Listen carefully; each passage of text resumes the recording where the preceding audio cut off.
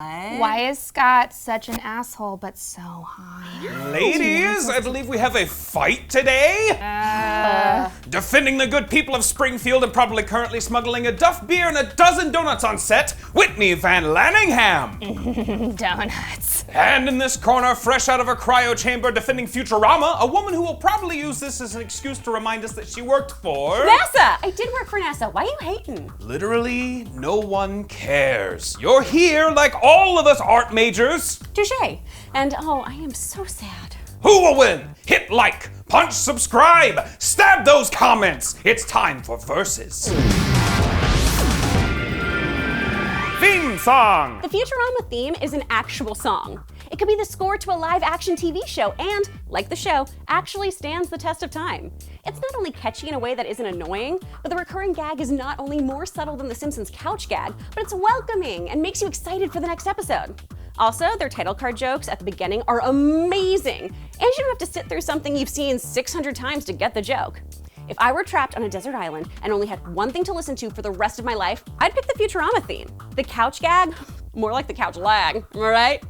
No? Okay, how about the couch gag? More like the slouch gag. No?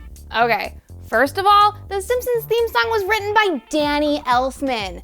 Danny Elfman! This man is literally second only to John Williams. You know what the guy who composed Futurama theme song went on to do? He went on to pick up Simpsons' sloppy seconds in true Futurama form by composing a bunch of Simpsons games. The Simpsons theme is iconic. I don't think any other theme in TV history can hold a candle to the couch gag. The couch gag is a huge part of pop culture. It's featured in Rick and Morty in a hilarious 2 minutes short, Bill Plimpton's art, Stan Lee, Adventure Time, Don Hertzfeldt, Guillermo del Toro, the cast of Breaking Bad, David Letterman? Plot. Okay, we get it. The Simpsons has been on for a long time, but Futurama deals in quality instead of quantity. Futurama, and I think we all can agree, has more great episodes pound for pound than The Simpsons. Futurama is basically a love letter to sci-fi. Matt G took time travel, space exploration, robots, androids, threw it all in a blender, and whipped up the tastiest little blend of comedy, true love, and respect for a genre we all know and love. Futurama was canceled by Fox, so you know it's good. The show struggled with ratings and maintaining steady viewership and was given the axe after 4 years. It then developed a cult following that allowed the show to gain 3 more seasons on Comedy Central and was absolutely resurrected by the fans for the fans. The Simpsons has no goddamn end in sight. It's the show that never ends, and it definitely has had the wind taken from its sails. It's totally worn out its welcome, while Futurama didn't. Quit while you're ahead. Plus, this show isn't just all pop culture references and family drama. This show develops its characters instead of returning them all to the status quo every episode. Take the episode Jurassic Park. If you don't cry at that episode, you are dead inside and I will not let you date any of my friends.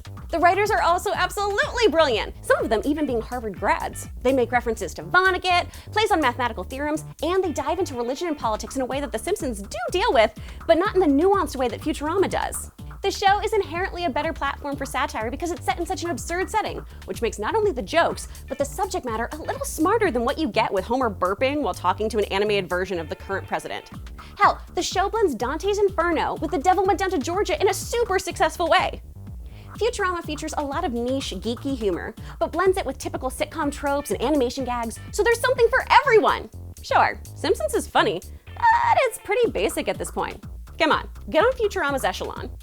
Excuse me, but the writers of The Simpsons were largely Harvard grads too, including one Conan O'Brien, who started out writing for The Simpsons and gave us that amazing monorail episode, which guest starred Leonard Nimoy.